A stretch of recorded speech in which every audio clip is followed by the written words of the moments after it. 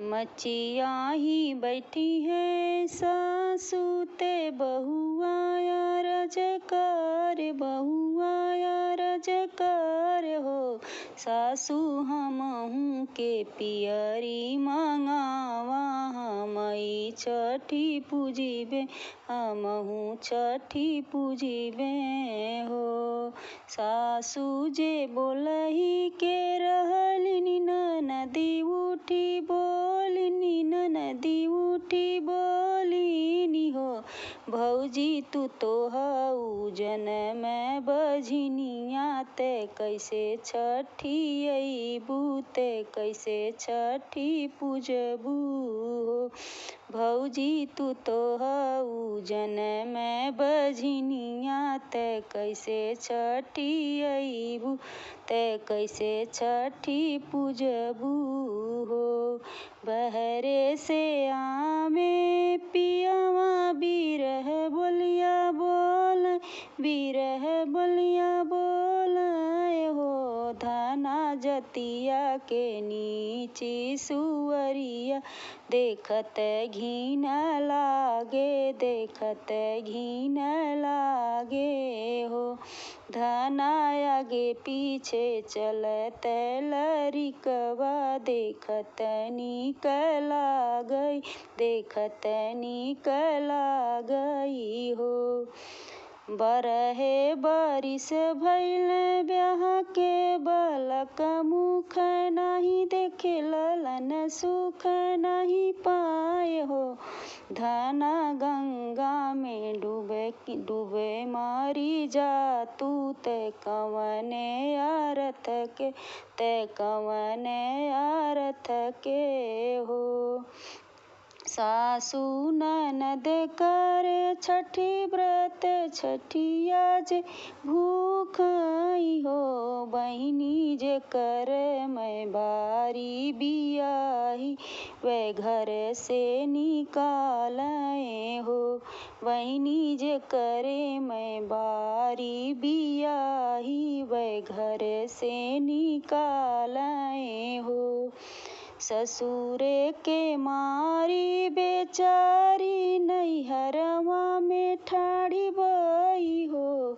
मैया खोल दे तू अपने केवड़िया भीतर चली आई ते कहवा के जाईती हो। मैया खोली दे तू अपने केवड़िया भीतर चली आई ते कहवा के जाईती हो। अंगने से बोली है मैया केवड़िया न खोले बेटी कवने संकट तुहरे जियरा नैहर के आयहू हो। बेटी कवने संकट तुहरे जियरा नैहर में के आयहू हो। सासू ननदी करे छठी व्रत हम रहे बाझिनी हो। मैया जे करे बारी बियाही वे घर से निकाल बाझिन कही बोलावही हो। मैया जे करे बारी बियाही वे घर से निकाल बाझिन कही बोलावही हो। इतनी बचनी सुनी मैया आंगन से बोलिनी हो। बेटी तुहाँ काजे हमें राखी ले बहुआ बझिनी हुई है हो। बेटी तुहाँ काजे हमें राखी ले बहुआ बझिने हुई है हो। नैहरे के मारी बेचारी जंगल बीच ठाड़ी भइलिनी हो। प्रभु जे केहू होते यहीं जंगल में हमें खाई लेते हमें भछ लेते ही हो। बन में से निकले हैं बघवा ते दुख सुख पूछई हो।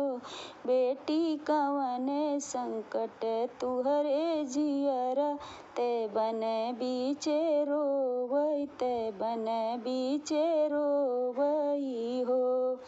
सासू ननद करे छठी व्रत हम रहे बाजीन ते हम रहे बाजीन हो। बघवा जे कर बारी बियाही वे घर से निकाल बाजीन कही बोलावही हो। बघवा जे कर बारी बियाही वे घर से निकाल बाझिनी कही बुलावही हो। काऊ कहूँ मोरी बेटी कहत दुख लागे बहुत दुख लागई हो। बेटी तुहाँ काजे हमें भचले बे बाघिने बाझिनी हुई हो। बेटी तुहाँ के जे हमें भचले बे बाघिने बाझिनी हुई हो। जंगले के मारी बेचारी ते गंगा तीर ठाणी बाई हो।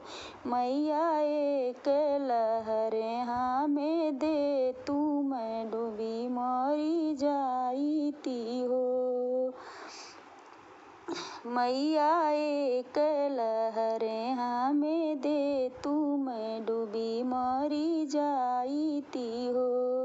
बीचे धारी निकली है गंगा मैया सुख दुख पूछे ते सुख दुख पूछे हो। बेटी कवन संकट तुहरे जियरा ते काहे बिनु रोवई हो। काऊ कहूँ मोरी मैया ते बहुत दुख लागे ते बहुत दुख लागई हो। मैया सासू ननद करे छठी व्रत ते हम रहे बाझिनी हो। मैया जे कर बारी बियाही वे घर से निकाल बाझिनी कही बोलावई हो। गंगा मैया धीरे धरा में ते बेटी के समझावई हो। बेटी पतवा पे लेहू तीनी चावल औरा महुआ ते औरा महुआ हो। बेटी छठी माई के विधि से मनावा प्रसाद उनके खायहू हो।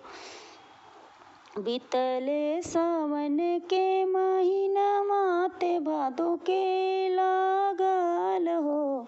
बहिनी बाजिन के जन्म ललनमा बधैया भल बाजे बधैया भल बाजे हो। बहिनी बाजिन के छूटे गईल नमवा बाजिने घरा सोहर हो। बहिनी बाजिन के छूटे गईल नमवा बाजिने घर सोहर